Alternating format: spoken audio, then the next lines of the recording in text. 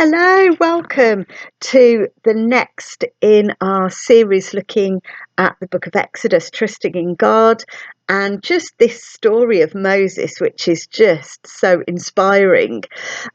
Might be for some of you a story you're really used to hearing or have read over the years, but just great to revisit it and look at it in a bit more detail. So, where are we up to? Moses has returned to Egypt. He's with Aaron now, and Aaron and him have spoken to the Israelite elders, and they've basically given their blessing over what God has asked them to do, and are just at the end of chapter 4 of Exodus seem really quite excited that God's promises are coming into being. And so in today's verses, we see this first interaction Moses has with Pharaoh, the first interaction he has with him following the mandate from God to free the people of Israel and to be their spokesperson. So if you want to pause right now, if you've not read already, read today's verses. It's Exodus 5, verses 1 just up to verse 21. So Exodus 5, 1 to 21. So have a read if you haven't already, and then come back. So, as I've just said, this is Moses' first time of speaking to Pharaoh, and Moses and Aaron are there, and I'm kind of thinking it doesn't really go how they were planning it would do. And Moses, on this first interaction, doesn't kind of come out and ask for that end goal of freeing the people, but instead he says something that may be seen as a little less, may be seen as a little easier to go to Pharaoh with on this first step of the journey, and to ask Pharaoh if he'll let the Israelites go to a 3-day festival out in the wilderness, a time where they can worship, where they can give sacrifices to Yahweh, the God of Israel. And we can see quite an immediate response from Pharaoh, can't we? He doesn't even contemplate it. It is a straight out, no, no way, no chance. No even thought of discussion or that he's going to contemplate this. It's like, no, not going to happen. And Pharaoh even says he doesn't even know this God that Moses and Aaron are there as messengers for. And even the warning that they give him of God striking them with plagues or with a sword doesn't sway Pharaoh. He doesn't really care what happens to the people. He's bothered about himself and the power that he has. This passage really shows us this, doesn't it? The power Pharaoh is wielding over the people. He claims to not know their God or even care about what he's saying. But if we think about the journey we've gone on so far, the journey of why the Israelites are in Egypt, the fact that they're referred to as Israelites, the fact that they are kind of set apart as being treated as slaves, as labor for Pharaoh in Egypt, he will be fully aware of their background. He will be fully aware of the strength of numbers the Israelite people have, the labor that they are providing in Egypt, and also the power that he has over them. And so what he does is he turns this request from Moses and Aaron instead into something that's going to help him. He turns it into a reason to make the Israelites see even more about the power that they're under, the rule that they're under of Pharaoh. And he uses this as a way to humble them, to humiliate them, and to try and intimidate them and ensure that they won't listen to anything Moses or Aaron or anyone else might say to them to make them think differently. He's trying to scare them into obeying him rather than listening to anyone else.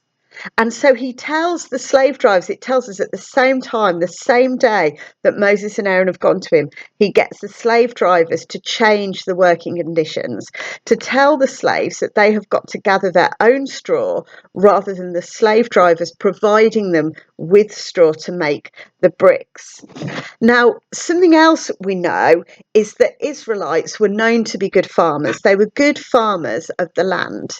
Yet the land they were working in Egypt was harsh. really harsh conditions. And so to even gather straw or grass that they needed to make the bricks would have been hard to come by. And if the slave drivers were aiming to make it even harder for them, would have meant that was even more difficult, even if the conditions were better. So Pharaoh used the reasoning that if they had time to ask to go away for 3 days, if they had the time to go away for 3 days, then it said to him they weren't working hard enough, that they were lazy, that they could be doing more than what they were already doing. All that we've seen and heard in Exodus up to this point, and even really at the end of Genesis with Joseph and everything else, we're starting to see that as the Israelites have moved into Egypt, basically if we go way back because of the famine, and they moved to Egypt where there was resources, even though Egypt was also having its own famine, the Israelites were soon put to work, were soon seen as slaves, were seen as lesser in that country. They were worked hard. There was no way anyone could say, really, that we're looking at this reasonably from the outside looking in, that they were lazy workers or weren't pulling their weight. And yet what we see here is that Pharaoh is going even harsher on them, making it harsher working restrictions than they'd already got. This idea of maintaining the same quota of work produced whilst making it harder for them to gather the raw materials they needed to do it. But because of how Pharaoh turns this and spins it and is manipulating the Israelites, instead of them blaming Pharaoh because of the conditions they're under and how they're used to things being, they don't blame Pharaoh, but instead blame Moses and Aaron for their change in conditions. They see it that they've upset the status quo, they've changed the ways of how things are done, rather than just letting them get on with things and almost just settle for how things are. And it suggests to me that the Israelites have probably lost some hope in God, lost some hope in his promises that he is going to do what he said he would do to set them free. And instead of sticking their necks out or looking for things to change or be different or be easier, they instead are better just getting on with things rather than looking for something else. And what we also see here is the start of a trend that you see more and more in Exodus and even beyond the verses and the chapters that we're looking at in this series. But as you go through Exodus, so many times do you see when things get hard or difficult for the Israelites, they blame it on Moses rather than anything else, rather than at times even taking responsibility for their own actions. They instead blame it on Moses. And this is where we start to see that in the people as well. I find it interesting that when Moses and Aaron went to Pharaoh with this first request, they didn't go in with that final thing that they want of setting the people free, of letting the people go, but instead ask for this time of worship to God.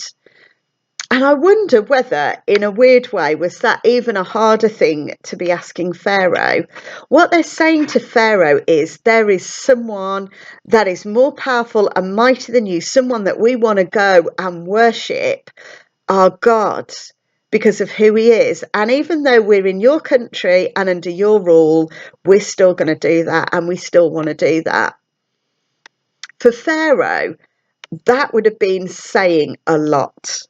And he would never want to acknowledge or admit that there is someone who was greater than him. And the fact that they requested it may also perhaps give us an indication as why it wasn't just a no, but he actually went to make their lives worse because of the request, to show them, I'm really who's boss, not this God of yours. I'm sure as well he was probably very happy that this situation sowed some disunity in the people. He'll have seen them as being a big people group, a force to be reckoned with if they really organised themselves and came against him. many in number, and a strong identity of being an Israelite. To break that down, to sow some disunity, to kind of use this as a way to bring them back into line, he'd have seen as a way of making life for him easier and then potentially easier to rule over. So, what can we take from all this? A question that it's made me ask of myself is, however hard it is, can I keep on trusting in the promises of God? Quite a thing to be able to say yes to at times in life. But does our faith help us to stay strong? Do we see that there is actually a power in worshipping our God, in helping our faith and helping us stay close to God? How easy do we find it to keep going when people are saying things that might be against us, or where people don't understand the decisions and the choices we're making because of our faith? These are all things that we can experience and probably will experience, even if we haven't already, if we're living lives of faith in God and putting our trust in Him. But let's remember where we're at in the story here with Moses. This is not the end. There is so much God is going to do and is doing and is at work in doing, even at this point that we've got to. And whatever season we're in our own lives, know that God is at work. God is with you. God's promises will never fail. And God can give you the strength and perseverance that you need to keep going. So let's be encouraged today to keep on trusting in Him, knowing that our story is not over yet and there's much He wants to do. God bless.